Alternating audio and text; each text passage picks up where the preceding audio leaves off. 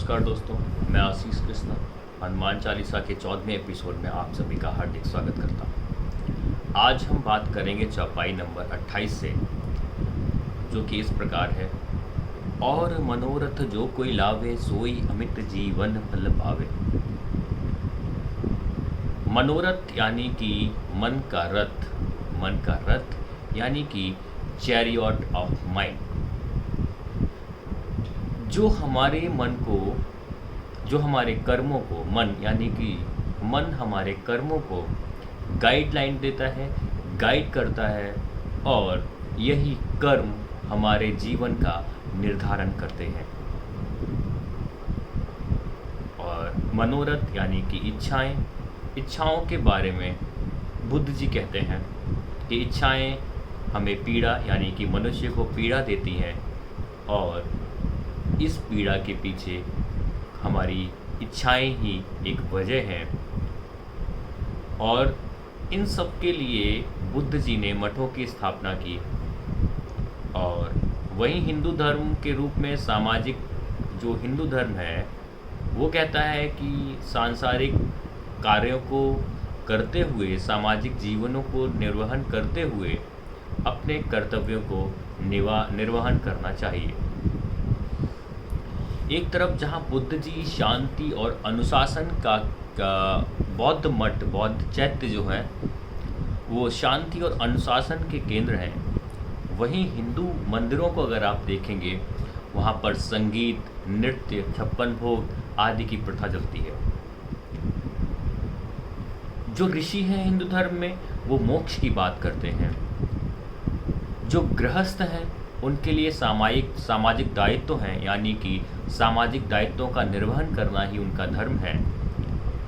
लेकिन जो शिव जी हैं, जो सिंबल हैं एक ऋषि के रूप में, जो ध्यानस्थ हैं और गृहस्थ भी हैं, यानी कि शिव जी दोनों में हैं, यानी कि ऋषियों में भी हैं, गृहस्थ में भी काउंट हो रहे हैं। और उन सबको जो बैलेंस कर रहे हैं वो ऐसे विष्णु जी भी हैं, जो गृहस्थ भी हैं और तटस्थ भी हैं। अर्थात धर्म और मोक्ष के बीच जो संतुलन है वो हो कैसे रहा है, वो कर रही हैं देवियाँ, यानी कि शिव जी के केस में पार्वती जी, विष्णु जी के केस में लक्ष्मी जी। यानी कि मनुष्यों के बीच के जो रिश्ते हैं उनके निर्धारित होने का जो मापदंड है वो हमारे मनोरथ और कर्म भी हैं। यानी कि मनुष्यों के बीच अगर रिश्ते बनते हैं तो उनके पीछे जो वजह है वो उनकी इच्छाएं और उनके कर्म हैं। ये मनोरथ यानी कि इच्छा से ही जन्म लेता है मोह। जब इच्छा बहुत अधिक हो जाए और इलॉजिकल हो जाए वो बन जाती है मोह। मोह से जन्म लेता है लालच, लालच से घमंड, घमंड से ईर्ष्या, ईर्ष्या से फ्रस्ट्रेशन, फ्रस्ट्रेशन से गुस्सा। ये सब उत्पन्न होते हैं और यही गुस्सा समस्याओं का मूल भी है, क्रोध समस्याओं की जड़ भी है। इसीलिए बोलते हैं फल लगाओ, पेड़ लगाओ लेकिन फल की इच्छा मत करो। जैसे गीता में भी कृष्ण जी बोलते हैं कर्मण्डे वाधिका रस्ते माँ फलेषु कदाचन। मीनिंग ये है कि दूसरों की भूख, दूसरों के डर को दूर करें। डर चाहे वो अज्ञानता का हो, चाहे डर असफलता का हो, चाहे डर रास्ते में भटकने का हो। ऐसे ही भूख चाहे पेट की हो या भूख सामाजिक चीज़ों की समृद्धि की हो या शक्ति की हो, तो दूसरों की भूख, डर को दूर करेंगे तो बेटर है। राम जी यही कर रहे हैं, हनुमान जी यही कर रहे हैं। लेकिन नॉर्मली इंसान करता क्या है, वो अपनी ही भूख और डर को बढ़ाता रहता है। और जितना वो अपनी भूख को बढ़ाता है उतना ही उसका डर भी बढ़ता है। जैसे एक अकिंचन इंसान है जिसके पास कुछ नहीं है, उसको किसी बात का डर नहीं, ना कुछ खोने का डर है ना कुछ पाने का डर है। लेकिन एक इंसान जो बहुत ही चीज़ें हैं जिसके पास, उसको एक डर है, वो ताले लगाएगा, राइट। तो देवी पार्वती जी जो है वो शिव को योगी से गृहस्थ बनाती हैं, और यही केस लक्ष्मी जी विष्णु जी के लिए कर रही हैं, यही केस सरस्वती जी ब्रह्मा जी के लिए कर रही हैं। और सभी कर्म जो होते हैं हमारे, वो मनोरथ से ही उत्पन्न होते हैं, यानी कि और मनोरथ जो कोई लावे सोई अमित जीवन फल पावे, यानी कि अगर हम किसी चीज़ की इच्छा ही नहीं करेंगे तो we can not progress, we can never proceed forward. और यही कर्म, इच्छाएं तो होंगी, लेकिन इच्छाएं अगर कर्म नहीं मिलाएंगे तो फल तो कभी नहीं मिलेगा। तो यही इच्छाएं हमारे कर्म को जन्म देती हैं, और यही कर्म हमको फल प्रदान करते हैं। फिर चाहे वो किसी फल की इच्छा से हो, चाहे यज्ञ से हो, चाहे वो आहुति से हो, चाहे वो वर्तमान पूजा पद्धति हो, ये सारे भी हमारे कर्म ही तो हैं, किसी न किसी प्रकार के कर्म ही है। कुछ अनुष्ठान वाले कर्म हैं, कुछ आध्यात्मिक कर्म हैं, कुछ ज्ञान योग वाले कर्म हैं। तो हमारे नियंत्रण में केवल वही है जो हम कर सकते हैं, यानी कि हमारे कर्म ही हमारे नियंत्रण में है। बाकी सारी चीज़ें अज्ञात शक्ति, परमात्मा, इन सब के हाथों में है। और जैसा हम अर्पित करते हैं, कहाँ हम अर्पित करते हैं, इसी से निर्धारित होता है कि हम क्या प्राप्त करेंगे, क्यों प्राप्त करेंगे, या कैसे प्राप्त करेंगे। और ये जो प्राप्त होना है, ये हमारे नियंत्रण में नहीं है। हमारे नियंत्रण में है केवल अपने कर्म करना, आहुति देना। इसलिए केवल मनोरथ से कुछ नहीं होता, बल्कि कर्म चक्र, जैसा हिंदू धर्म बोलता है, और प्रतिक्रिया, यानी कि अगर कोई कर्म हो रहा है, देखिए होता है क्या है ना, जैसे राम जी हैं, उनको वनवास हुआ है, तो उनके कर्म की वजह से नहीं हुआ है, कई लोगों के कर्मों का इन्फ्लुएंस उनके ऊपर पड़ा है, इसलिए उनको वनवास होता है। तो कुछ भी हमारे लिए हो रहा है, हमारे साथ हो रहा है, उस पर हम प्रतिक्रिया कैसे देते हैं, इस पे हमारे भविष्य का निर्धारण होता है, इससे हमारे जीवन का बनता है।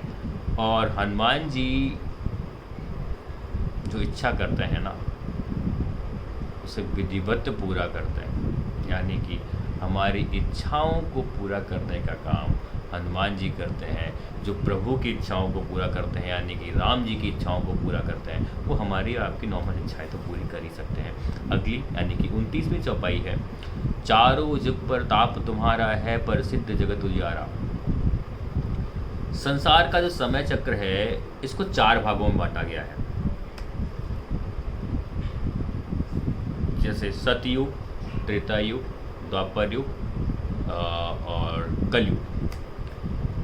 ऐसे ही हमारे जीवन का जो चक्र है, उसको भी 4 भागों में बांटा गया है, बचपन, जवानी, प्रौढ़ावस्था और वृद्धावस्था। राम जी त्रेता युग में हुए, इसलिए उनको त्रेता का ठाकुर कहा गया। कृष्ण जी द्वापर युग में हुए, इसलिए उनको द्वापर का ठाकुर कहा गया। चारों जुग पर ताप तुम्हारा है, प्रसिद्ध जगत उजियारा। तो कृष्ण जी को द्वापर का ठाकुर कहा गया है, और हनुमान जी जो हैं वो सभी युगों में हैं, चारों युग, यानी कि सतयुग, द्वापर युग, सतयुग, त्रेतायुग, द्वापर युग और कलयुग, चारों युग में हनुमान जी हैं, यानी कि सभी युगों में हनुमान जी हैं। ठीक है, यानी कि हर समय विद्यमान है। ऐसी मानता है कि हनुमान जी आज भी हिमालय के कंदली वन में कंदल मतलब केले, कंदली वन में रहते हैं। इसीलिए आज भी रामायण की कथा के वक्त एक सीट खाली छोड़ी जाती है, और वो होती है हनुमान जी की, यानी कि अपने आराध्य की कथा सुनने के लिए हनुमान जी ज़रूर आते हैं, ऐसा मानना है। एक कथा आती है कि हनुमान जी जो हैं विष्णु जी के अवतारों की सेवा हर युग में करते हैं। जैसे राम जी के साथ तो वो साक्षात दिखाई पड़ते हैं, ऐसे ही वो कृष्ण जी के वक्त में कृष्ण जी की मदद करते हैं, महाभारत में भीम को शिक्षा देने के लिए। क्योंकि भीम को एक तरीका का ईगो हो जाता है कि भाई मुझसे बड़ा कोई शक्तिमान है ही नहीं।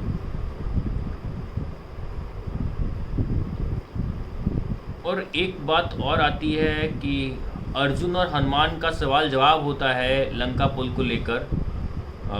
ये बात भी आती है तो अर्जुन को उनको हनुमान जी अर्जुन को निश्चय, यानी कि आप कुछ अगर डिसाइड कर लें तो आप कर सकते हैं, इस बात का ज्ञान देते हैं हनुमान जी अर्जुन को उस पुल के माध्यम से। यानी कि समुंदर पे भी पुल बनाया जा सकता है। ये बहुत बड़ा एक एग्जाम्पलरी लीडरशिप एग्जाम्पल है हनुमान जी का। वो अर्जुन को कर्म और भक्ति का पाठ पढ़ाते हैं, इसीलिए बाद में अर्जुन भी स्वीकार करते हैं गीता में युग माम एकम शरणम व्रज, जब कृष्ण जी कहते हैं तो वो शरणागत हो जाते हैं कृष्ण जी के, आप जो कहेंगे वही मैं करूँगा। तो ये बात है, तो भक्ति का पाठ पढ़ाते हैं। तो एक बात और आती है कि अर्जुन के रथ पर सवार है, जो पताका है वो हनुमान जी के रूप में जो ध्वज विराजमान है उस पर भी हनुमान जी विराजमान है। उसको बोलते हैं कपित ध्वज, यानी कि मंकी फ्लैग, जो बताता है कि बिना ज्ञान के इंसान कैसा होता है, अस्थिर होता है, रेस्टलेस होता है। इसलिए ज्ञान आवश्यक है। बिना ज्ञान के चारों ऊपर आप नहीं बैठ सकते हैं भाई। तीसरी 30th चौपाई है, साधु संत के तुम रखवारे, असुर निकंतन राम दुआरे। साधु संत यानी कि अच्छे लोगों के आप रखवारे हैं, असुरों के आप निपटारा करने वाले हैं, खलास है ना, और राम के बहुत प्रिय हैं। खैर, अगर इसके डीएफ सेंस में जाएंगे, हम सीक्रेट में जाएंगे इनके वर्ड्स के, तो हमें पता चलता है कि 1500 वर्ष पहले चाइनीज़ बौद्ध भारत आए।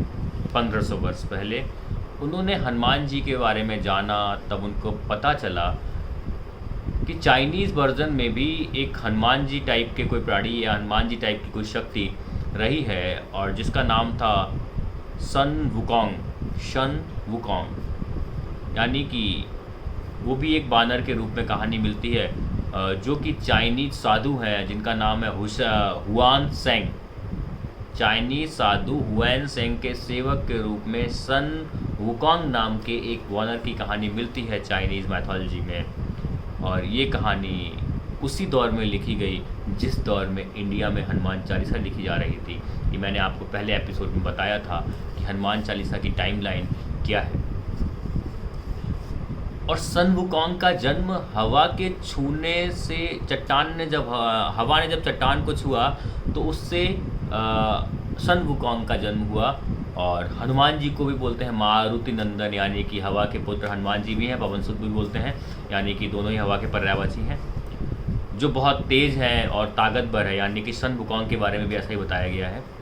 और अपनी शक्ति से वो है वानर राज बना, यानी कि सन वुकोंग। यानी कि ये जो मैथोलॉजी की कहानियाँ हैं ये हमको बहुत कुछ डीप सीक्रेट देने की कोशिश करती हैं, और ये हर कहीं ना कहीं अपने लोकल मैथोलॉजी में, लोकल स्टोरीज़ में, टेल्स में मिलती हैं, और ये हमको जीवन के बारे में बहुत कुछ सच्चाई बताने की कोशिश करती हैं। लेकिन हम पाखंड में खो जाते हैं और इस रियल सच्चाई को भूल जाते हैं।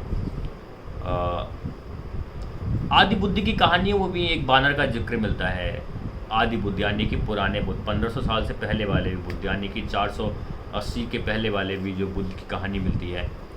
और उस वानर को हुसैन संग की बौद्धिक शक्ति खोजने में मदद करने का कार्य दिया गया था। यानी कि हुआन सेंग की बौद्ध साहित्य खोजने में मदद करने के लिए दिया गया था, और वो भी उसकी आज़ादी के बदले। यानी कि उस मंकी को, सन वुकोंग को कैद में रखा गया था, उसको कैद से आज़ाद करने के लिए उसको काम दिया गया था कि आप बौद्ध साहित्य को खोज के लाएंगे।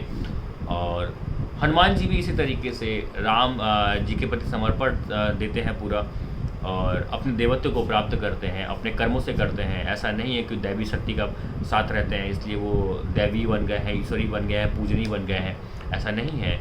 उनके कर्मों ने उनको बताया। हम अभी तक पीछे 28-29 एपिसोड में ये देख चुके हैं कि हनुमान जी के कर्मों की वजह से हनुमान जी भगवान बने हैं, कोई दैवी शक्ति या किसी अवतार वगैरह से नहीं। और हनुमान जी का भी यही काम है कि बुराई को ख़त्म करके अच्छाई को मदद करते हैं, अच्छाई की रक्षा करते हैं, यही हनुमान जी का काम है। अगली और अंतिम चौपाई है इस एपिसोड की, 31 चौपाई है।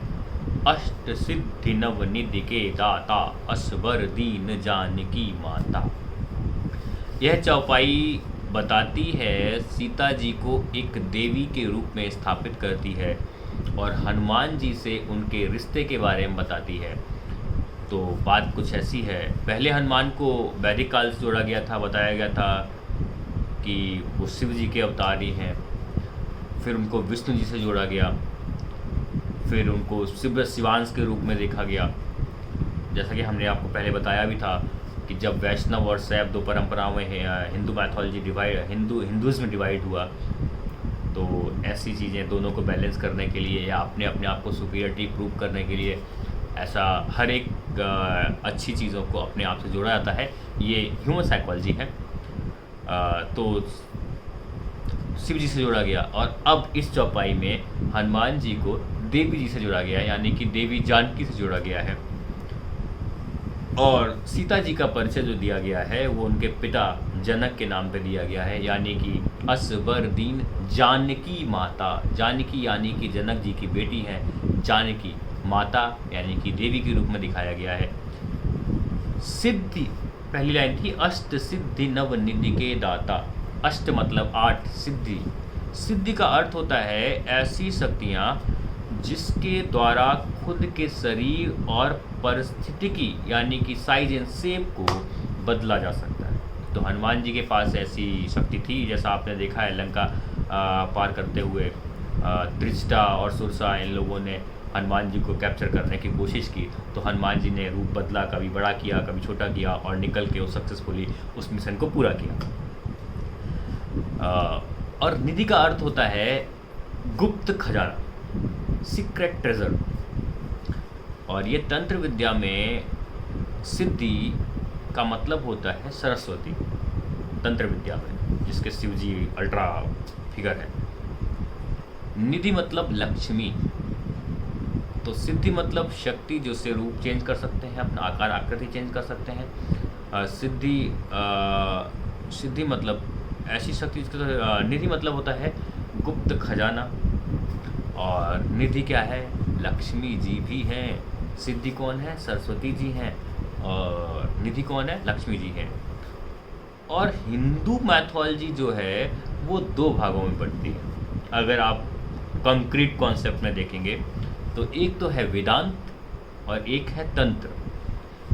वेदांत कहता है कि अपने मस्तिष्क और सोल, आत्मा को फोकस करिए, यानी कि इन पे कंसंट्रेट करिए।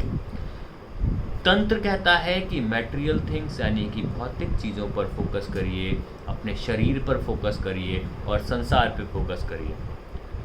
ठीक है, तो ये भी बात है। तो अष्ट सिद्धि, अगर आपको बताऊं 8 सिद्धियां कौन कौन सी हैं। 8 सिद्धियों में पहली सिद्धि है अड़िमा। अड़िमा का मतलब होता है अपने साइज को छोटा करना। दूसरी होती है महिमा। महिमा मतलब अपने आप को जाइंट फिगर के रूप में कन्वर्ट करना, जैसा कि कृष्ण जी करते हैं, विश्व रूप में अपने आप को कन्वर्ट करते हैं। तीसरी होती है गरिमा। गरिमा का मतलब है मेक वंस हैवी, अपने आप को भारी बनाना। जैसे आपने देखा होगा अंगद ने अपना पैर जमा दिया था, हटा के दिखाइए भाई साहब, रावण से बोला। ठीक है, तो अपने आप को भारी कर लेना।